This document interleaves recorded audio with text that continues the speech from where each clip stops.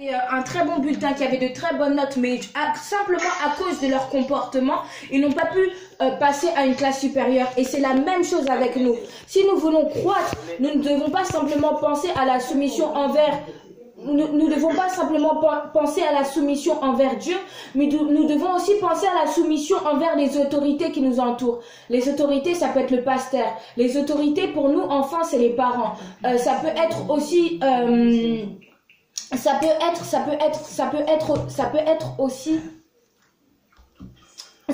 aussi notre boss au travail. Souvent quand on a un problème, par exemple, avec notre boss, on a l'habitude de parler derrière le dos. J'aimerais vous dire, frères et sœurs, que c'est pas une bonne chose. Amen. Amen. Toi qui avais l'habitude de parler derrière le dos de ton patron, qui avait l'habitude de parler derrière le dos de ton manager, arrête-toi maintenant. Parce que il y a des principes sur cette terre. C'est-à-dire que tout commence par le spirituel. Si dans le spirituel tu commences aussi si tu commences à dénigrer derrière ton dos ton manager, il faut pas s'attendre à ce que tu puisses avoir une promotion. Amen. Amen. Amen. Donc il faut respecter toute autorité qui se trouve devant toi. Et pour cela, nous allons prendre Éphésiens 6, versets 5 à 6. Éphésiens 6.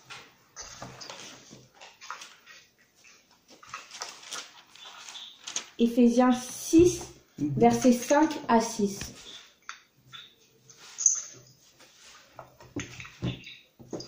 Vous avez trouvé? Amen. Vous avez trouvé?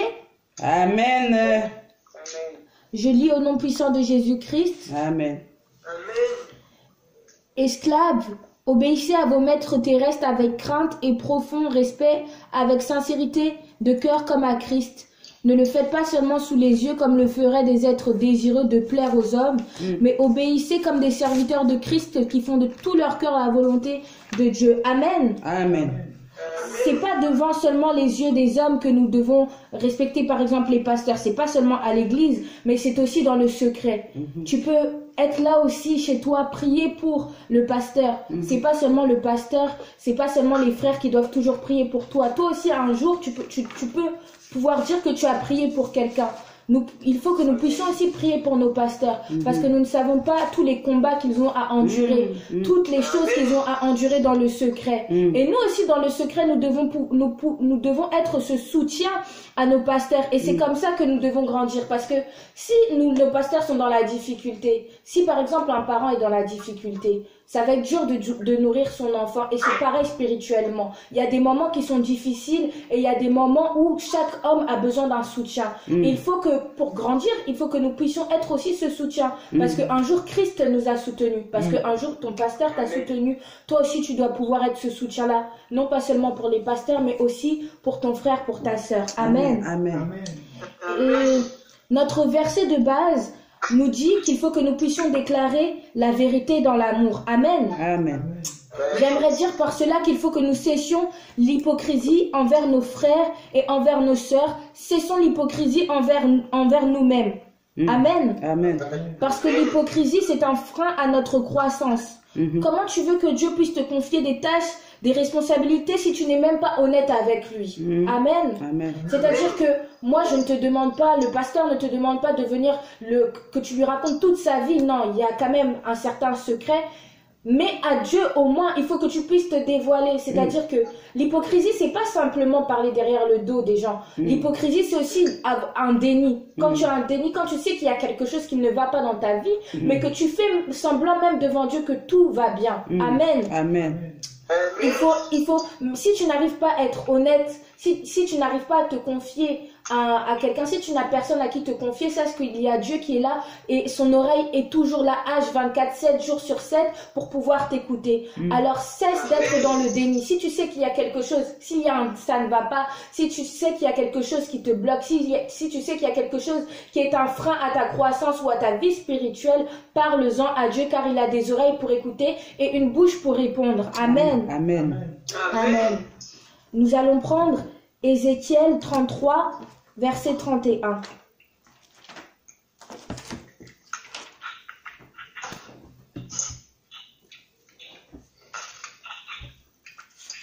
Ézéchiel 33, verset 31.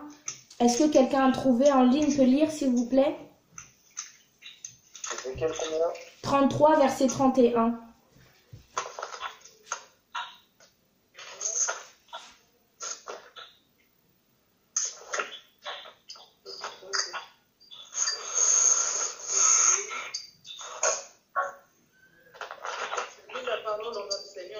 Amen. Amen.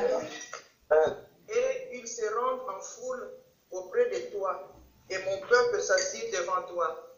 Ils écoutent tes paroles, mais ils ne les mettent point en pratique, car leur bouche en fait un sujet de moquerie, et leur cœur se livre à la cupidité. Amen. Amen.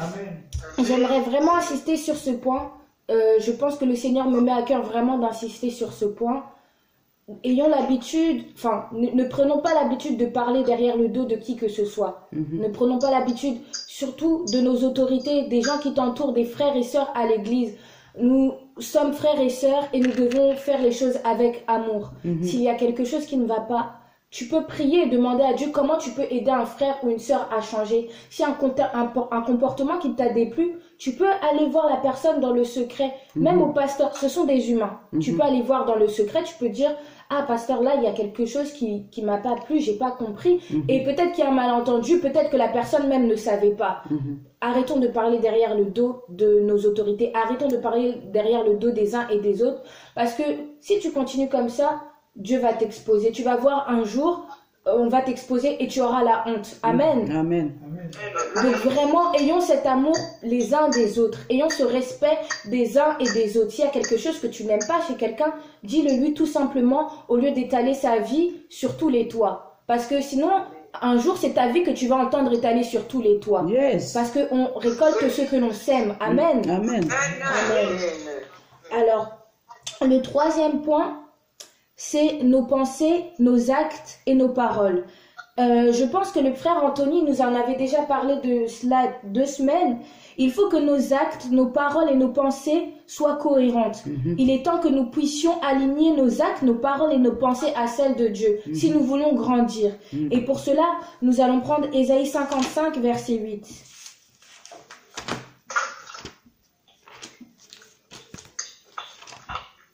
Ésaïe 55,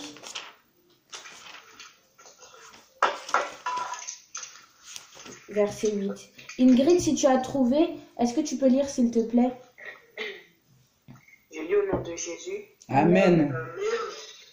En effet, vos pensées ne sont pas mes pensées et mes voix ne sont pas vos voix, déclare l'Éternel. Amen. Amen. C'est-à-dire que lorsque nous étions, avant de venir à Christ, on va prendre cette image d'un papier, c'est comme si nous étions un papier rempli. Lorsque nous sommes venus à Christ, Christ a effacé. Maintenant, c'est lui qui doit écrire. Mais toi, tu viens et tu remets de ton encre. Or, c'est le sang de Jésus-Christ qui a coulé. Est-ce que quelqu'un me comprend ce soir? Amen. Amen. C'est-à-dire que lorsque tu viens à Christ, tu dois faire table rase, c'est ça? Table rase. Tu dois faire table rase et tu dois laisser Christ t'imprégner. Amen. Amen. La croissance spirituelle, comme nous avons entendu au travers d'Ingrid, d'Anthony et de Pasteur Victoire, la croissance spirituelle, c'est vouloir ressembler au Maître qui est Jésus-Christ. Yes. C'est pas à Jésus-Christ de s'adapter à nous, parce que c'est lui l'exemple parfait. Nous, nous sommes imparfaits. C'est nous qui devons prendre exemple sur Christ. Amen. Comme Amen. C'est à nous de s'adapter à Christ. Alléluia.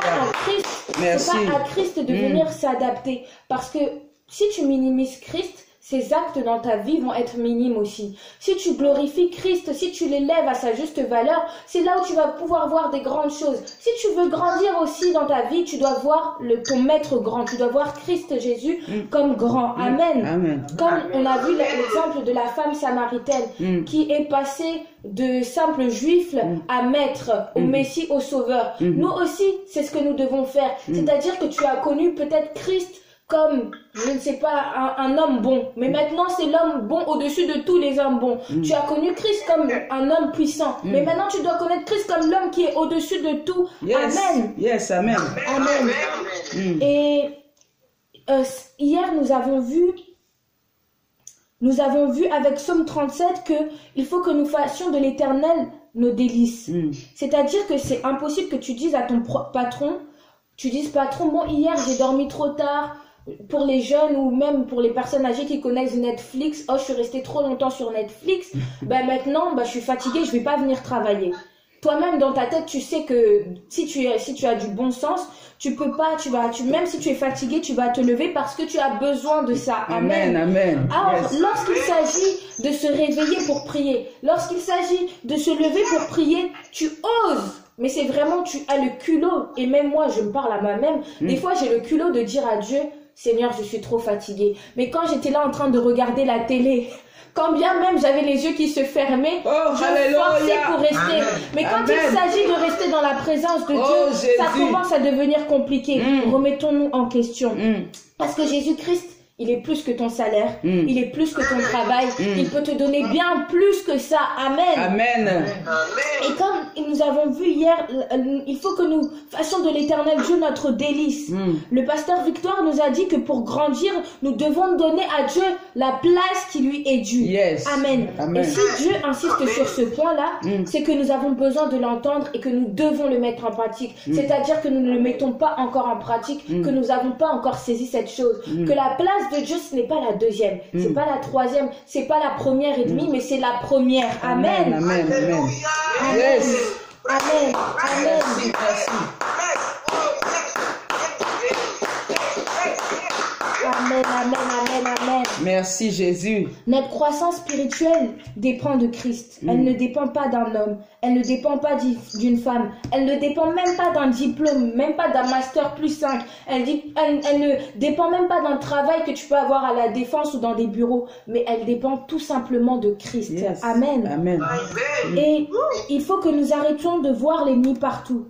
Et c'est une chose que souvent quand j'apporte la parole, je le dis souvent, nous sommes les sorciers de notre propre vie. Yes. Au bout d'un moment, il faut arrêter de voir Bernadette, Gérard comme le sorcier. Oh, il m'a regardé mal. C'est toi-même qui es le sorcier de ta propre vie. L'ennemi de l'homme, c'est l'homme. Amen. C'est exactement ça. Et c'est exactement ce que j'allais dire.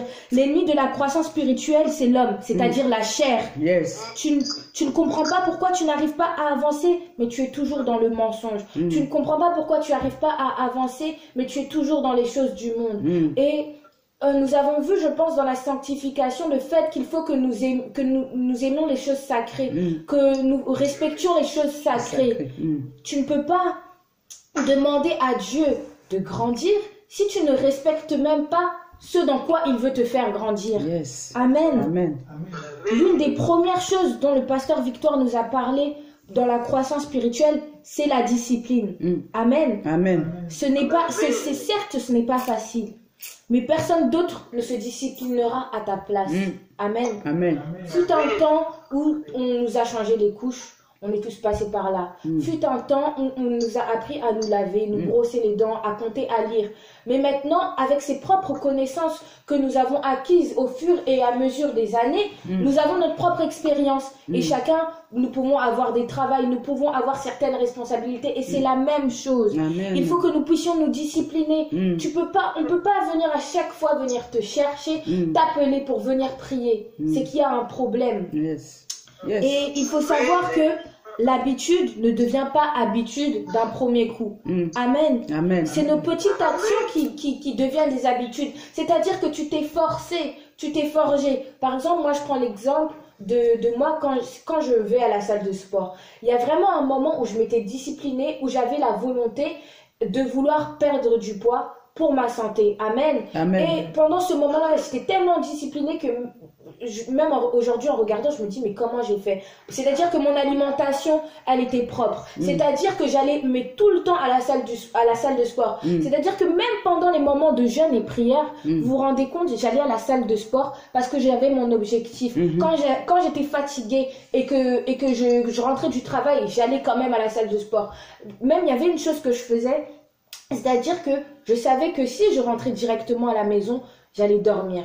Je me mettais dans le bus qui allait en direction de la salle de sport et comme c'était le terminus, j'allais direction de la salle de sport et donc comme j'arrivais devant la salle, je pouvais plus dire ah mais je vais retourner chez moi. C'est-à-dire que je me forçais et c'est la même chose que nous devons faire. Frères et sœurs, nous devons nous forcer. C'est-à-dire qu'il y a un moment, tu es fatigué, tu te mets debout, tu sais que l'eau ça te réveille, tu sais que le café ça te réveille, et bien maintenant tu vas dépasser cette chose-là, tu te dépasses, tu vas boire ton café, tu vas te rafraîchir et tu vas prier, c'est tout simple. Dieu est simple, il nous demande simplement de demeurer dans sa présence, de méditer sa parole, il n'y a rien de compliqué. On ne te demande pas de faire des incantations. Encore hier soir, j'étais là, je regardais une série avec ma mère.